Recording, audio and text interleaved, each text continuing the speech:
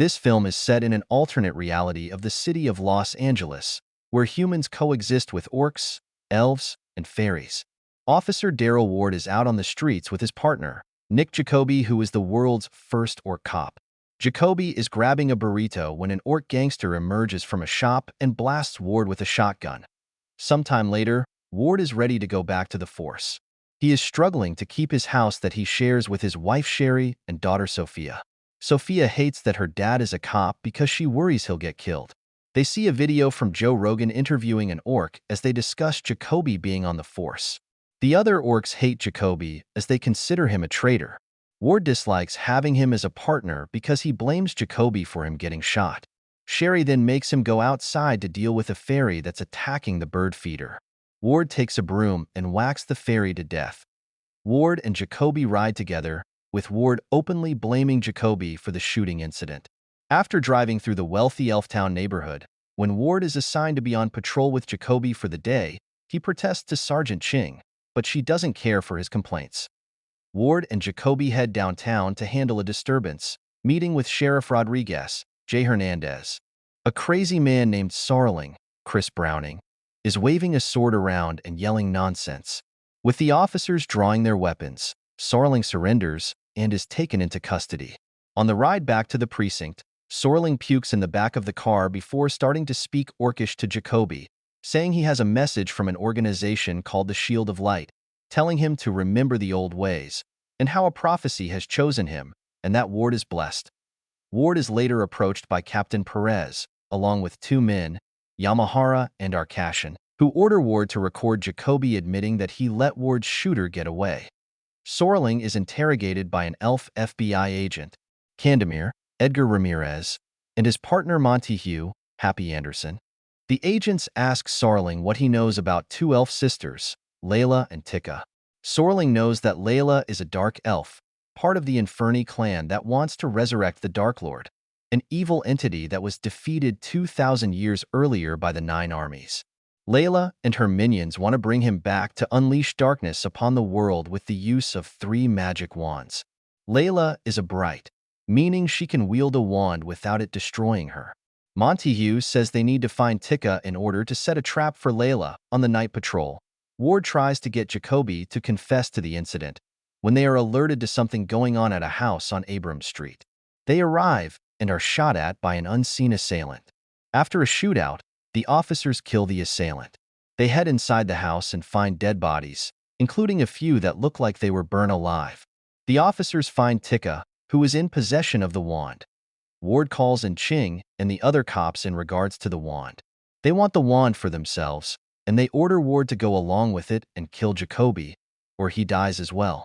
Ward goes outside to do the job, but first he presses Jakoby at gunpoint on what really happened when he got shot. Jakoby admits he did let the shooter get away, but it was because he lost him in a crowd. He thought he cornered the guy in an alley, but it was just a young orc spray painting the side of a building. Knowing that the human officers would kill the kid on the spot, Jakoby let him get away on a fire escape. Moments later, Ching and the officers step outside. Ward spins around quickly and shoots them all dead, but Pollard is the only one hanging on for his life. Jakoby attempts to arrest Ward until they are approached by a gang led by wheelchair-bound Poison, Enrique Murciano, who knows about the wand and wants it for himself so that he can walk again. Ward and Jakoby take Tika and head into their van as the gangsters start attacking. The officers drive away as the gangsters pursue them. The gangsters shoot at them, but Ward and Jakoby are able to shake most of them off.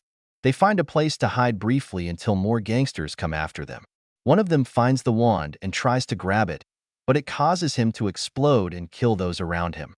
Layla and her minions arrive at the Abrams house and find Pollard dying before Layla finishes the job. She then finds another Inferni elf, Lyrica, Nadia Gray, who is stuck to the walls. She tells Layla that Tika got away with the wand, and she slashes Lyrica's throat. The elves then come across a family that they kill for more information on the wand's whereabouts.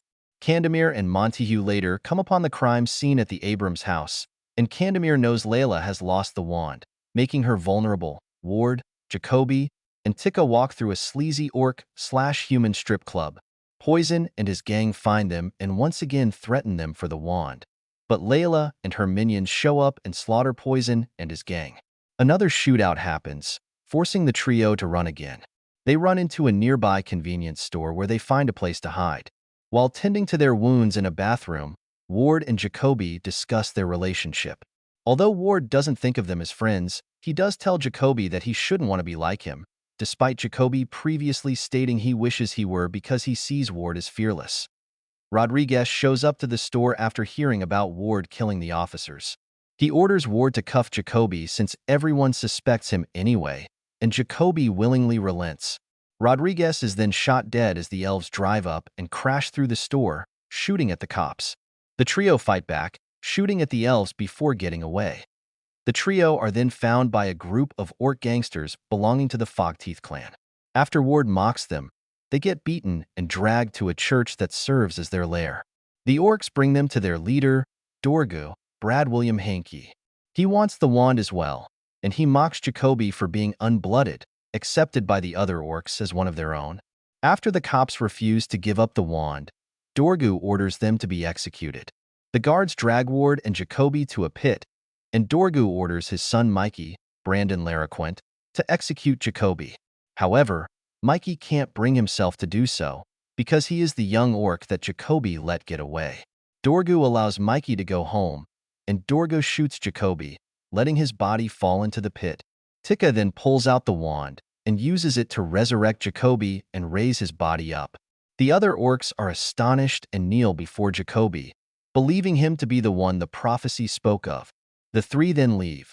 Tika then speaks English for the first time, now that she knows she can trust Ward and Jakoby. She explains that she took the wand because she knew Layla wanted to bring back the Dark Lord, and she had sent Larika to kill her, but Tika took the wand herself. The use of the wand took a toll on her, and it's starting to kill her. She tells them that the Shield of Light can help them if they take her to a pool back at the Abrams house. Ward and Jakoby bring Layla back to the house.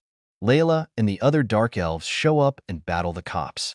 Ward and Jakoby manage to kill the elves, and Jakoby appears to shoot Layla dead. They then take Tika to the pool beneath a tree, but Layla emerges, still alive. When she tries to get the wand, Ward grabs it himself.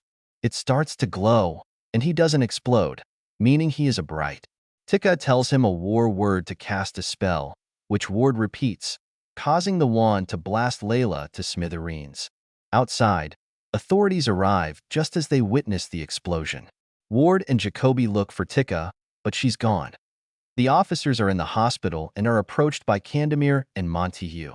Although Jakoby tries to explain everything that happened, Ward denies that there was ever a wand, and that gangsters killed the corrupt officers in the final scene. Ward and Jakoby are commemorated for their heroism. Thank you for watching, and don't forget to subscribe.